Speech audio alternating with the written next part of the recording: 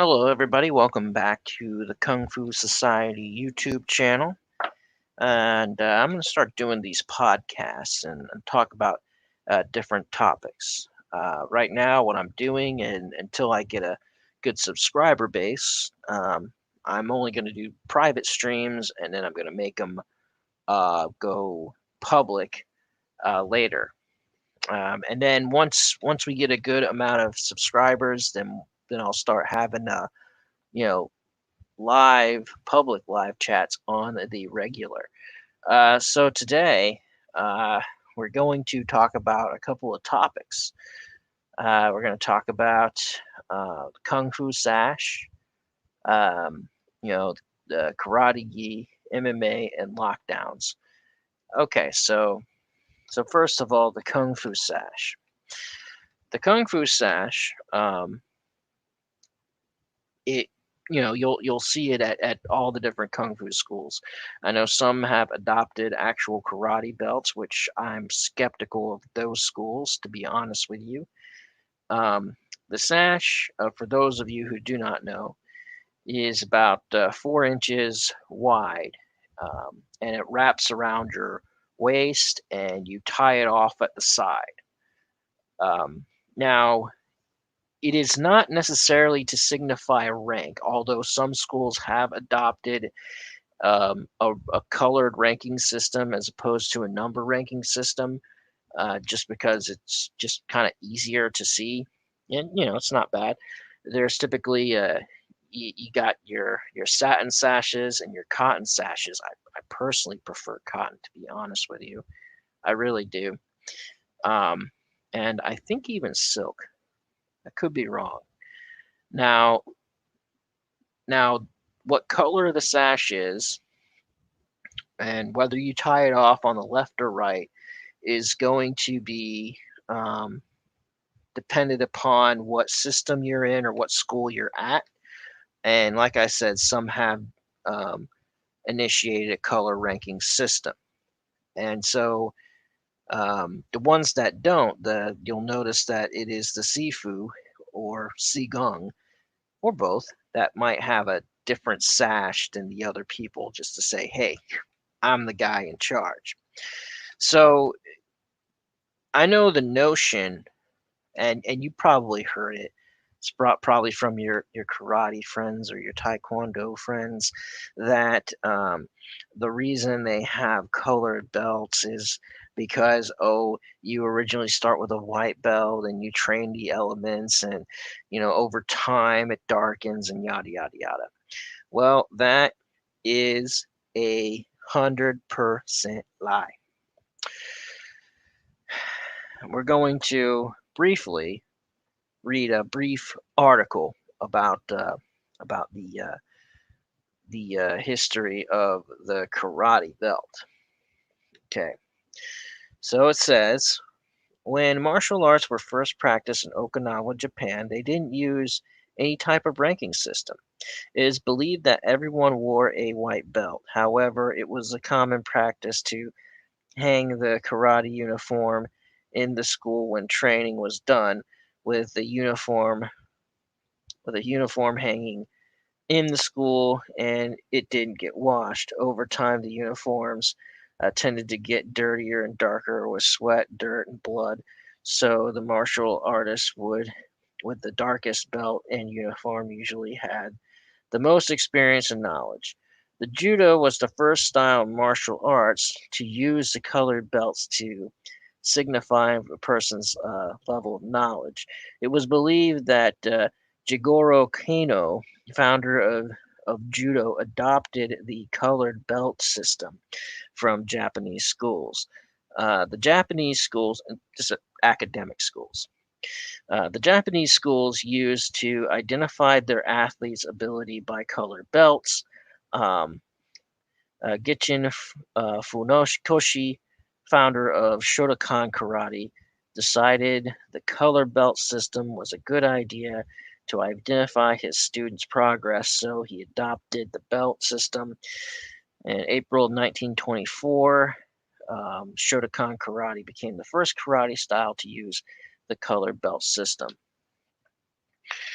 Okay, so that's just, I mean, they're still going with that wives' tale about the uniform and the belt being unwashed. I highly doubt it. And I if that's true, that's really messed up.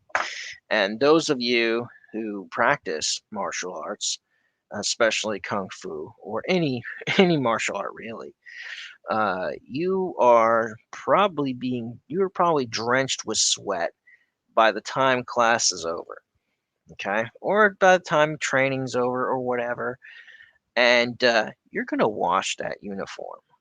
I guarantee it. Now, some karate schools or even schools that kind of adopt the belt system, saying don't never wash your belt, never wash your belt. Well, I mean, if you're wearing that kind of belt, if you put it through the washer, it will rip it up. But if you do wash it, go ahead and put it with use one of those bags, those netted bags to wash it in. Uh, you know, ask your old lady, ask any female. You know, uh, you wash certain fabrics like a scarf or something. You know, they put it in those netted bags and they have it washed. Now, you know, when I was training in kung fu, I was never told, "Hey, don't wash your sash." To be honest with you, I wash my sash all the time. You know, I mean, come on. I mean, kung fu, everything's colorful and vibrant, right? Am I right? So that's that's what I have to say about it. You know, the color ranking system. You'll find that judo, along with the belt, you're going to see that they also had a lot to do with the gi, um, more so than anything. Okay, so I'm reading through this article, so I'm only going to read an excerpt. Much of the credit for today's martial arts kyogi kyoji is given to the judo founder Jigoro Kano, who designed the uniform to create practical consistency throughout the art. Kano was later credited with getting judo uh, inducted as an Olympic sport. Now, Kano was one smart dude, um, but uh, but yeah, so that was the judo gi was adopted into karate and then adopted into jujitsu, um, and a lot of the aikido guys didn't like the judo guys, and it's like, I don't want to reach under your robe and touch your junk. Forget that. Um, but uh, but here's this excerpt from the same article. According to the martial arts historian Dave Lowry, the original gi was designed to mimic the uniform adorned by Japanese firemen in the 19th century and was made from hemp fabric because hemp is naturally 4 times stronger than cotton, antimicrobial, antibacterial, and as a natural UV coating. Toward the end of the century, kyogis began being mass produced as using cotton for cost effectiveness at the time. And let's see. And let's see. Hopefully this doesn't hurt me, does it? Let's try it out. I'm gonna screen share. I'm gonna screen share this because this is interesting. This is interesting. Okay. So these I mean I have more respect for the for the gi if they started looking like these. You know, look at all these nice designs and you know, these were what the firemen wore. You know, I mean, I guess the design you'd wear is probably would let people know what your unit is. Okay, so now we got that out of the way. So um, so you know, like, what does gis and stuff have to do with kung fu? And And like I said, I have a problem with the gi. I have a problem with the not necessarily the belt. I prefer they wear a sash, to be honest with you. It's just better for the waist. I mean, it's like you're wearing a weight belt. It's like you're wearing a weight belt because of the width of it, and it's just better for you. I think. I think. Uh, so moving on to the COVID lockdowns. Now, now, as far as what state you're in, as far as what you're able to do, I feel bad for many quoons out there, and dojos as well, and other arts as well, not being able to open. I wonder, if there's a lot of schools probably closed permanently. Done deal, just done. So that's what we're looking at. That is what we're looking at here. Um, and so that's why I created the Kung Fu Society and the Discord. Discord's going to be in the description below. And and basically, if your school is closed, if you're in and you know and you might not be able to progress any further, but hey, if there's a bunch of you that's been displaced, maybe your Sifu might help you out some, but um, he might he or she might do private lessons. But if not, if you're just totally boned, um, you know, maybe it's time to get together with other practitioners. So, like I showed on a previous video, that the Discord, I have all these different channels on the Discord with all these different states, and just you could join those chats and any chats as well. I don't have any specific roles. I tried doing that, but then the really good nice bots, they cost money, so I'm like, yeah, forget it. We'll just go by honor system, see how well that goes on Discord. Am I right? But still, and the idea is to preserve the you know preserve our art, our exercises, our forms, our fighting techniques. Um, you know, the qigong, the qigong, uh, you know, weapons, and the sense of community.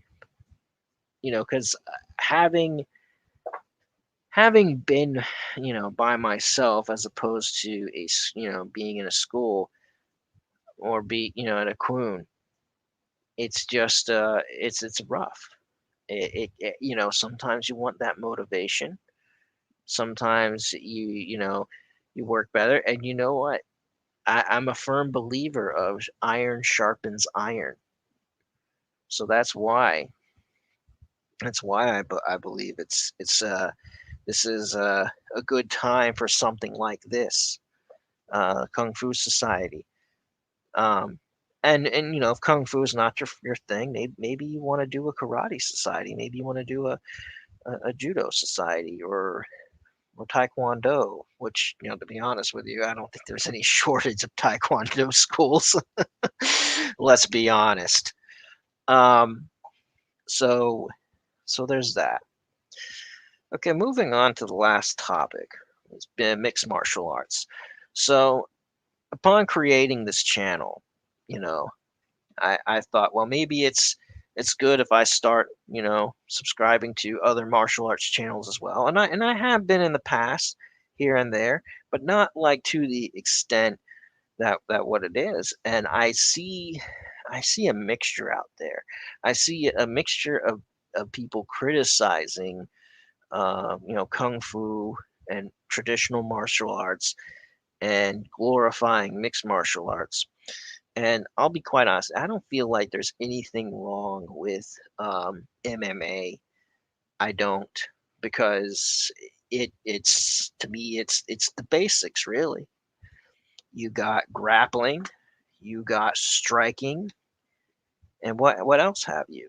It's my only problem with the MMA, and it depends on which one. Some will do it as here are here are these techniques. Let's practice these techniques, or let's train you to get into the octagon or get into the ring. And I kind of have a I mean, I don't really have a problem with that, but if you're going to go into prize fighting as far as a style of combat, it and it can develop bad habits just like anything else can develop bad habits. When you step into the ring with somebody, they are going to expect you to do certain things. You're going to expect them to do certain things. It's going to become a battle of wit. Now, there's nothing wrong with that.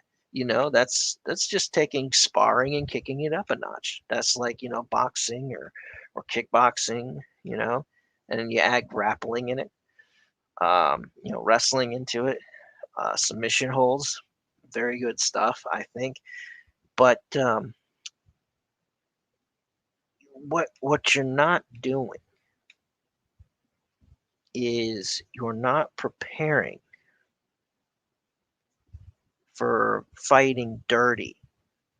And there are some fighters that do sometimes do rule breaking if they can get away with it, and some schools will teach you how to rule break, you know. But you see, it is those rule breaking techniques, in my personal opinion, that are going to save your life. Because when you get into the ring, you're going in with the understanding that here is a set of rules. And, the rules as follows: no kicks to the groin. Um, you got to wear these padded gloves. And then some promotions, depending upon promotion, won't allow elbows or knees.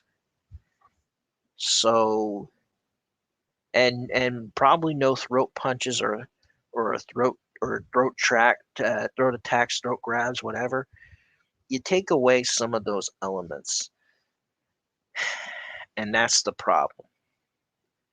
And if you keep training without those elements, those fighting dirty techniques, it could cost you in a street fight. Now, and I've heard things, oh, kung fu don't work, oh, karate don't work, oh, this, oh, that, whatever. And again, it depends on experience, depends on the fighter, and it also depends on, is that person out there prepared or not. That person's just a bullish person, and they're just there to attack, whatever. And maybe they might not be trained, maybe they will be, but your best technique is to get in fast, and get in first. So again, I'm not knocking anyone that participates in MMA. I'm not knocking anyone that um prefers one art over the other. You know, but what I am saying, it's a warning. It's a warning, because not everybody is going to fight clean. People are going to fight dirty, and you have to fight dirty. And a fight's a fight, and there's no such thing as a fair fight. And you know what? If I were to step in the ring with somebody, and and I was fighting for my life, yes, I would fight dirty. And they say, "Oh, coward, that wasn't a fair fight." Blah blah blah blah. I'm saying there's no such thing as a fair fight. Only because you believed that because there's a guy in a striped white shirt there, um, and you think that makes it all right. You think that makes it safe.